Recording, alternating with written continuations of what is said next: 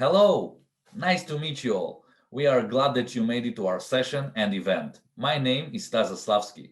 I'm a co-founder and CEO at VI Events. And my name is Arnold Simha. I'm a co-founder and CTO at VII Events. What a year 2020 was. 2020 had brought so much sorrow and despair. It has swooped the rug under our legs and transformed the lives of many. We will share our company story, the challenges we faced and still facing, and how to start a disruptive startup during a pandemic. Sneak peek, this is the most challenging thing that we have done in our careers so far. Arnold and I always dreamt of opening a product company. We thought of opening something that will leave a mark, something that will make a change. Never did we think that the opportunity will present itself in the most challenging year in the last several decades. Stas and I go way back. We have opened our first business one week in 2007, turning a small dream into a successful premier international digital marketing company, working for the top industry leaders, working for the best and learning from the best. Creating a great service company is excellent, but it never fully satisfied us, as the dream of building our own product company never left us. We understood building a product company requires funds. Unfortunately, we did not possess at the time. As the children of immigrants, we didn't get any connections or funds from our parents to back us up. Everything we achieved was by using our wits and hard labor. We decided to use our talents and knowledge in business by finding partners that excel in a specific market, leveraging our marketing expertise, and building successful businesses. Between 2013 and 2018, we launched several companies that became top industry leaders in their respective fields. One of them was a Triple D Illustrations, a 3D agency. By the end of 2019, Arnold and I reached a very convenient point. We were co-owners in several successful companies, had stable profit, and worked several days a week, making sure everything was booming and kicking in the right direction. Back then, we didn't know that our comfortable lives are about to change very soon. When COVID hit in China, I immediately remembered Bill Gates' speech about pandemic swooping in and changing our reality. As the pandemic spread, we understood that some industries would be affected more than others. In January 2020, we debated what should we do with our skill and which industry should we focus on. We were great at marketing and we were great in various 3D innovative technologies. Stas always believed that the next revolution web will come in 3D form. So we started to discuss how to apply it. The answer came swiftly. And as COVID spread, it became clear that the physical event industry will get one of the hardest blows. Traditionally, this industry relied on in-person interactions between people, producing connections and building networks, delivering business opportunities. The social distancing, the flight restriction, the health risk in mass gathering were devastating. It was clear that things cannot continue as they were during the pandemic. Events were cancelled and postponed one after another. Many thought that COVID will pass and everything will revert to normal. We also hoped for, but we assumed that COVID will stay with us for a very long time. Very soon after we have been contacted by a courageous advocate of innovation, Nami Cohen from ALLOT. She will be joining us later in this room for a Q&A panel, telling us that the Mobile World Congress had been cancelled this year and that ALLOT is looking for an alternative. As soon as the opportunity popped up, I presented her with our concept of creating a 3D virtual event, and Nami loved it. Nami pitched the idea to ALLOT management, and it was decided that ALLOT will produce the first 3D virtual event with us in 3 weeks to keep the original Mobile World Congress date. It was tremendous effort for all involved, both for ALLOT to produce a content for the platform they're not familiar with, and for us to build something that resembled our vision, just only in 3 weeks. We worked in 3 shifts to gain as much time as possible. 3 days before the event, it was clear that we will miss the deadline by several days. Together with ALLOT's team, with Nami on the lead, Arnold and our team lead Vova, we decided not to surrender and push even harder. We worked straight for 3 days, 72 hours without sleep, and it was worth it. We finished all the preparations at 6 a.m., just 3 hours to spare before the event started at 9 a.m. And it was tremendous success. Then we realized that we created something amazing here, and we need to work fast to seize the opportunity to convert this POC into full-blown automated solution. At that point, We didn't know the biggest challenge was ahead of us. I will call this phase Unknowledge Optimism. It's when you are still not aware of all the problems you will encounter down the road and optimistically believe that it is easy to achieve your goal. Four great things we decided back then. We'll be a customer-centric company that listens to its clients and build a SaaS platform together with them, creating features that will answer their needs. We will listen to our attendees' feedback and create flawless and memorable experiences for them. We'll focus on providing value and creating events that will generate business. And the last one, we will enjoy the ride while doing everything. The last one wasn't so easy to do. Immediately, we started working on a platform. We worked around the clock for several months, and it was not easy. Between the lockdowns and the chance someone from the team will get sick with no replacement, the risk was insane. In parallel to the platform development, we needed to expand our team, to train our sales and onboarding team, to create marketing materials and corporate side, to create an amazing events, meet with various VCs to ensure investments in our startup, and more. We worked for 16 hours a day, 7 days a week. At some point, a personal drama took an additional toll. My 90-year-old grandmother accidentally fell and broke her hip. By a miracle, she survived the surgery and the COVID-infested hospital.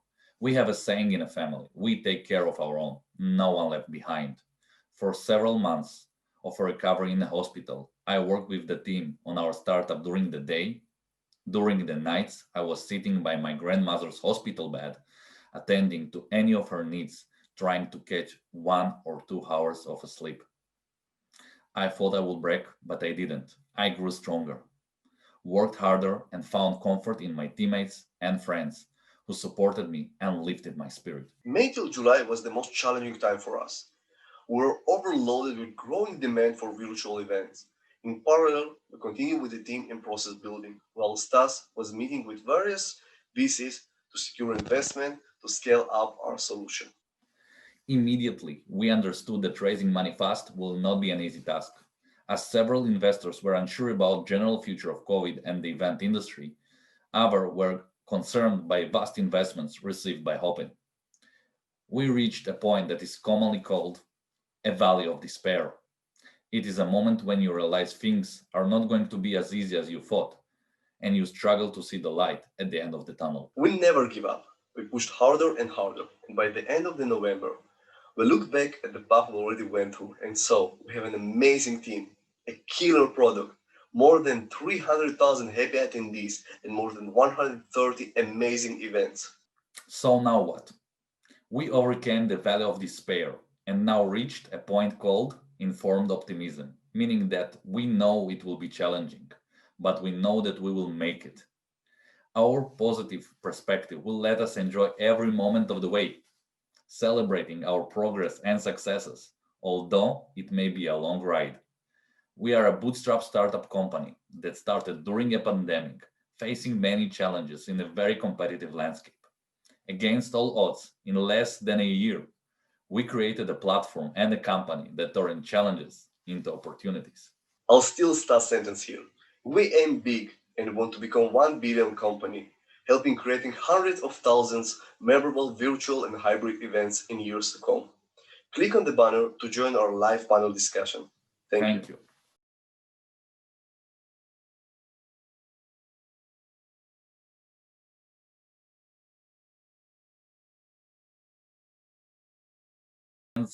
I thank you all to joining our session and joining our event. I hope you have a great time so far.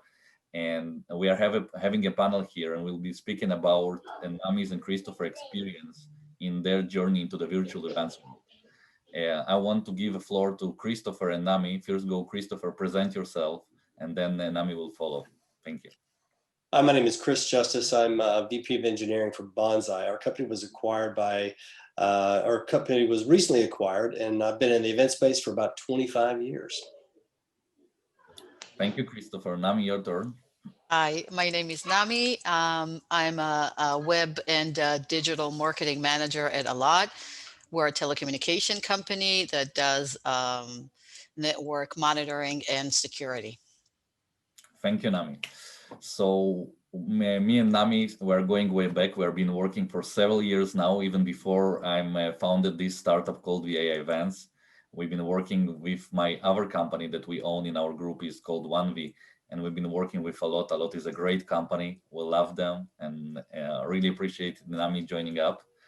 You also have soon your kickoff. You're planning your kickoff soon, so I appreciate that you took the time and joined our session anyway. Yes. And Christopher, we met Christopher during COVID. We met via LinkedIn. LinkedIn had connected us. It was a click from the start, and we did with Christopher several events for ForcePoint. Christopher is a mastermind. He is a genius. Really, I really appreciate him. Learned a lot from him. So thank you, Christopher, for joining up. And I'll give you a first question that I received from the audience. So the question is, what is the hardest part of planning and executing your virtual event? And Christopher, go first, and then Nami will follow with her answer. Yeah, I think that's, we typically have a virtual event checklist, but completing that checklist is often the most challenging piece, because with virtual events, the content is everywhere. And we have to assemble and wrangle this. And as Arnold might attest, we were never late on a deadline. And we're, as a person handling logistics, we're working with a lot of downstream media professionals and marketing professionals. And deadlines, even though we call them deadlines, they're very, very soft and gray. And so I think, if the hardest part is planning is, number one, understanding all the pieces that a customer derives for success for the event. And then executing is really just simply getting the content where it's supposed to go. Thank you, Christopher. I can tell it to you myself. This is the first event I organized for our company. And I finished working on the different parts of the event 2 hours before the event. And it's always like this, you have a hard deadline and you need to go through and you need to make sure everything is booming and ticking, booming in a good way. And thank you, Nami, your turn. Right. So I think our first virtual event was launched almost a year ago, right after, we learned about COVID and its effect on everyone. And I think we had, I would say, 2 big challenges. One of them, I think the biggest, and it's like, I'm sure everybody's struggling with the same thing, is how you make this event not just all about the technology, but about people, and how you convey, how do you give your audience the right value while using a digital platform, but actually making them feel like, you guys are connected, or both sides are connected. Not to mention the fact that we had a really, really rough deadline. You remember that, because we were working on it together. I think we had like 2 or 3 weeks to launch a virtual platform that was launched on 3D. 3 weeks, it's unheard of. And you and I and Arnold, and the rest of the team, we worked vigorously to complete this task. So, these were the 2 main challenges we were facing. Thank I you, think Nami. I can count on my hand how many hours we slept during those 3 weeks. I still Yeah. remember We this have pretty amazing event. we had the meetings at 2, at 3, at 4, at 5, at 6 a.m. It was On the not Even weekends. later. on the Yeah. weekend.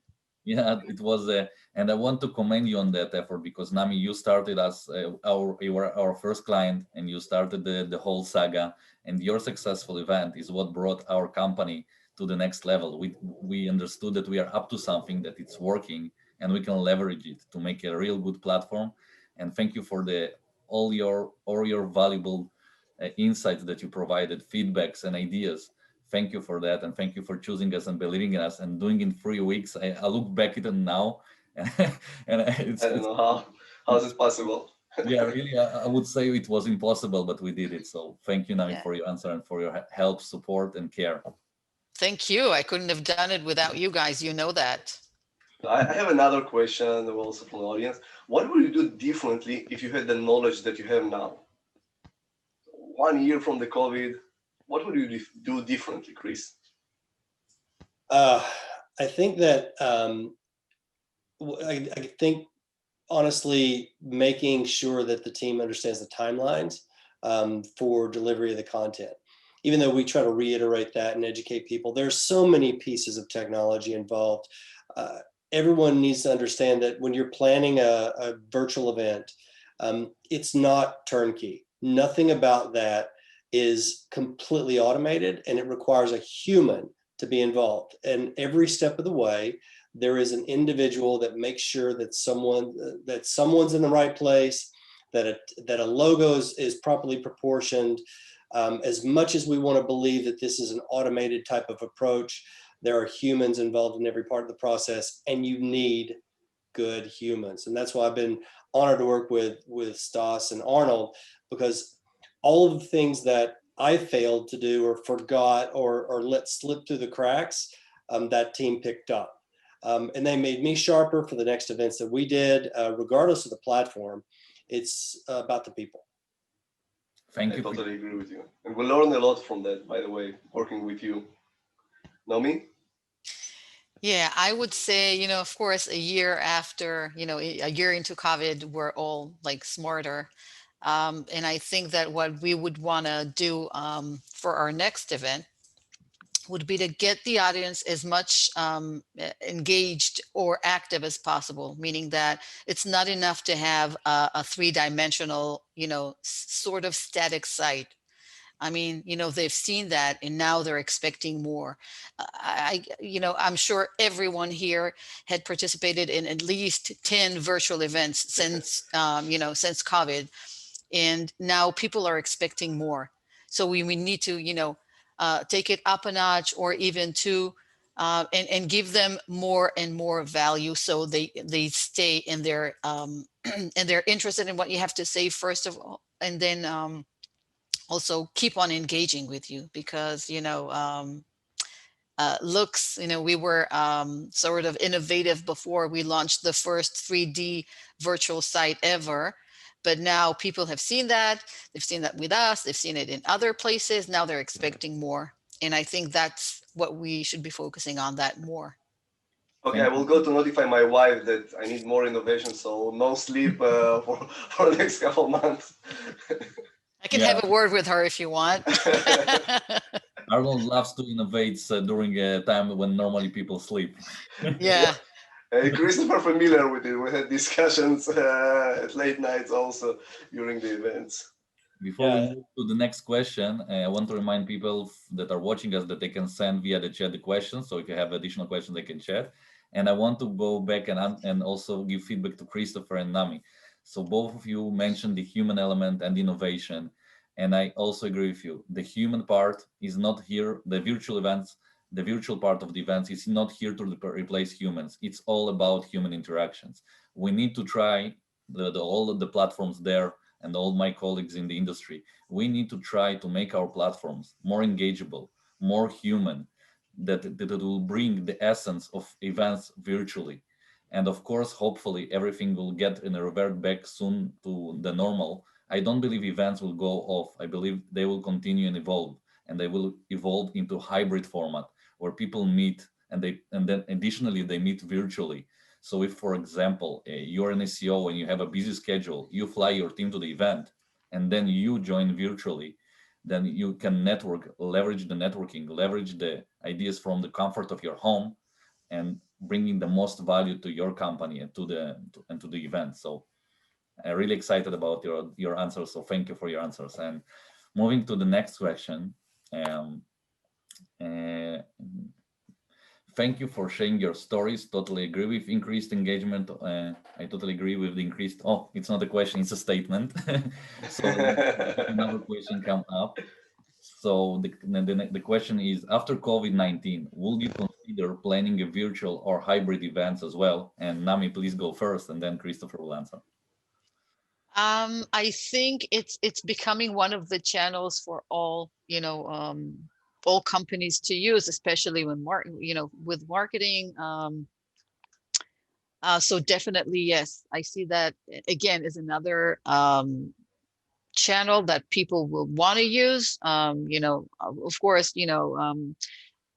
face-to-face events are one thing, people are accustomed to it, but I also think that virtual events, when properly executed, can be a great tool for companies as well. Like the examples just gave about a CEO traveling somewhere, but also wanting to meet with his team that is located elsewhere.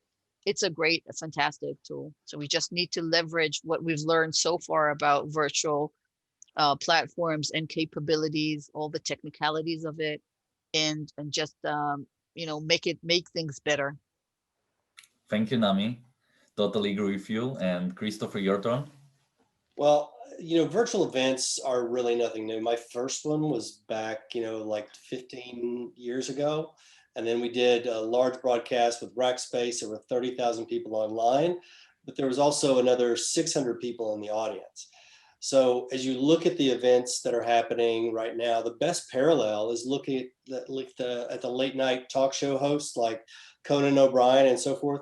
Those groups have a studio audience. They have a very strict production schedule, and they have a live audience. And there's a producer and a show manager and a stage manager for the live piece, and there's a producer and a show manager and a stage manager for the online piece. So what we have to do, and we know that events are about this presence, this physical component. We have to produce these like we're producing a live broadcast for a television show. We're running 2 independent productions with 2 separate time schedules, different show managers that have to constantly communicate and gather all that content.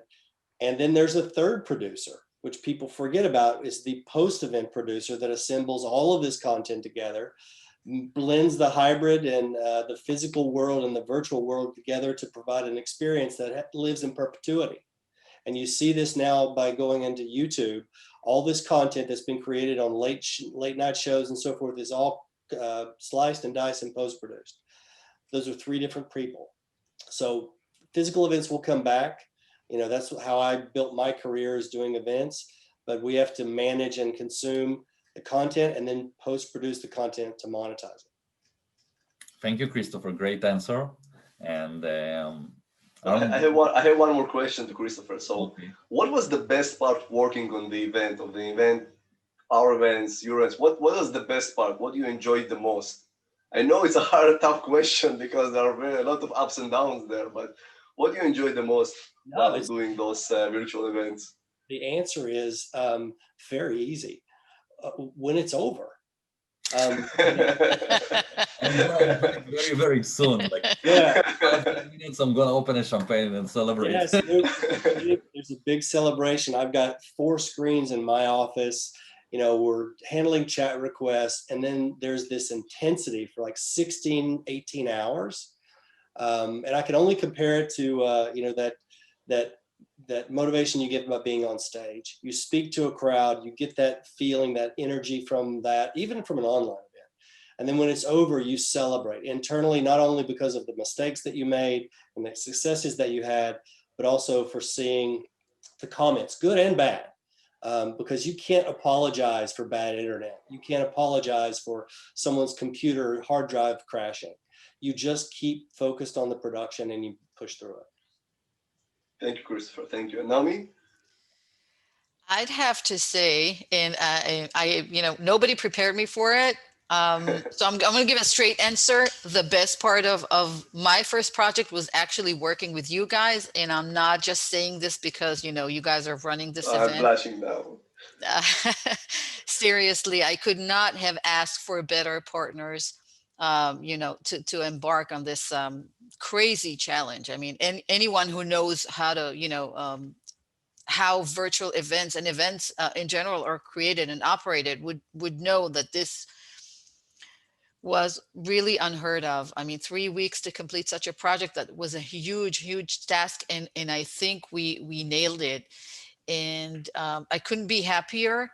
Not just being, the first company to have ever launched a 3D virtual event, but also by the number of people that attended our event and visited the platform and actually went to the places that we had planned on them to go to. Like, if you remember, the resources section, and we had a meeting room, and we were able to develop so many features in such a short time that this is really impressive. So, taking it to a general kind of to make a general point, you need to have the right people working with you. Yeah. People that you can brainstorm with, people that, will make you bring up your best ideas, and you kind of, nourish each other. And of course, people that are dedicated and understand the meaning of a virtual event. It's basically an event where you go and meet people. The fact that you don't do it face to face doesn't mean that it has to be taken less seriously than a face to face event. On the contrary, you have to get people more engaged, and you have to do your really utmost to be shown as a professional, but more importantly, bring value and respect your audience even from afar. Thank you, Nami. Thank you very much. It's Um, our pleasure. and yeah, you made a blush, but thank you, and it was very very fun and engaging and encouraging, and it was hard at the time, of course. And you remember our talks at 6 a.m. and when we just launched the event, it was 6 a.m. we finished working on the last piece of content, and 9 a.m. the event started, and we both like was in a, after we haven't slept for 72 days. It was but thank you, Nami. I personally admire you. I admire your courage. You're in there to innovate, to innovate, and thank you for working with us and for these kinds words. Thank you. Stas, Now I'm blushing. Uh, Stas, we have a few yeah, questions in chat if you read them would now. like to Yeah, read I them. want to know, what do you think about your event right now? What do you think your option for 2D and 3D is that have some good feedback? So we started just in January, so you understand all the proportions.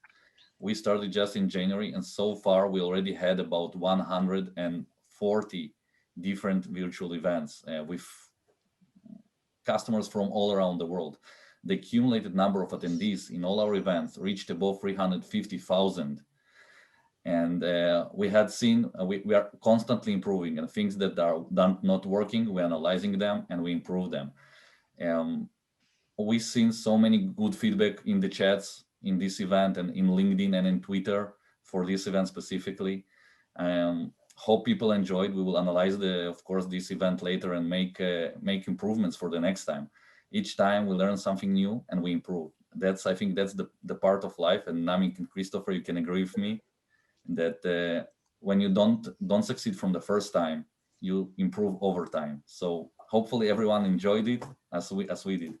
I think I can also add, as we started as a 3D, and we did got some feedback from people that at the beginning the 3D was a little bit difficult for them because all the web and people needed to adjust to a new era of virtual events. And then we added a 2D engine, just point and click, as Stas mentioned also in his tutorial, to make it easier for people to adjust and adapt themselves to a new virtual events that are going with us already for a year and probably will be with us for many more years. So we love all the feedback, positive and negative. It helps us to be better after every event. We have another question here. I think it's for Christopher and for Nami. What tip would you give to a friend or a colleague planning a virtual event? So Christopher, if you would like to start, you can answer this question, maybe then Nami also. Yeah, of course. Well, I think number one is that you're going to select a technology, but the technology technology is like bananas. You know, one batch you hang on the rack and it turns black the next day, and another set of bananas will last 3 weeks, and you don't really necessarily know why.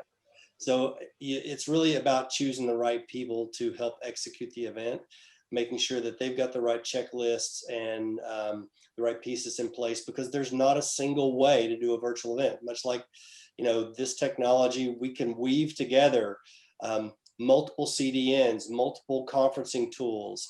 Our job is to create an experience, and plan your event around the experience and the return you want to have, and let an organization like you guys handle the technology decisions. because that's what one of the things that you did for me, Arnold, is we would come up with a concept of what we wanted from the event, and then you built the technology. We didn't have to worry about that aspect of it.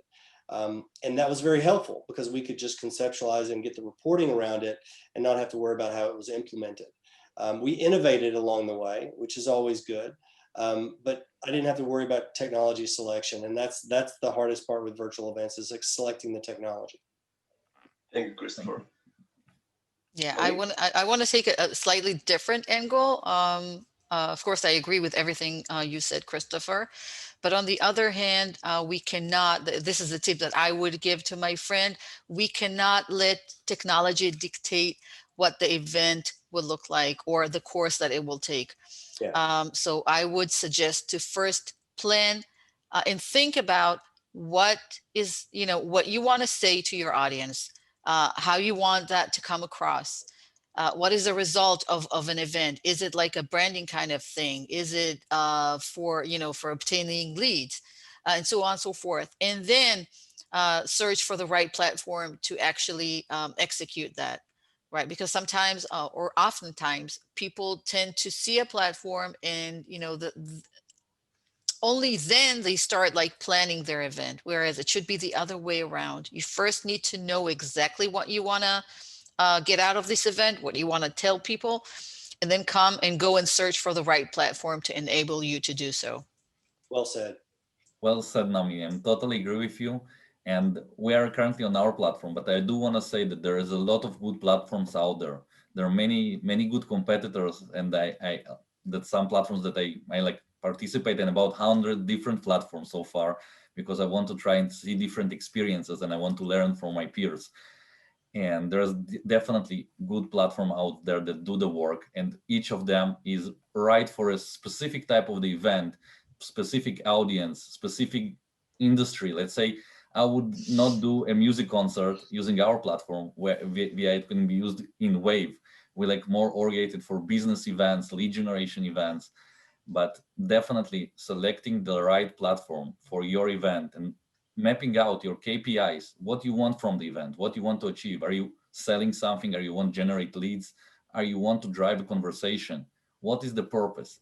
And understanding your purpose, building your event and good content. The content still is the key. If the content is not good, the platform itself will not save the event. And hopefully we provided a good content. So hope you guys enjoyed our session. We're about to wrap up, and I will say the closing words. And thank you, of course, for Christopher and Nami. You're fantastic. I love you Very much, guys. I consider you two both my close friends, and I hope we will work together. And Christopher, you need to fly to Israel sometime. We need to meet you face to face. It can't stay virtually. I need to meet you face to face. It'll So happen. thank you guys. Thank you. Thank you for having us. Thank you, guys. And I want to thank all the participants who participated in our events. And I want to thank my team who worked hard on this event and working daily on many of our customer events. We like each day we have about 5, 6, 7, sometimes 4 events, and they're doing their best for each of our customer. And it's important to me to thank them all. Without you, I would be just an SEO with a dream. With you, my dream is coming true.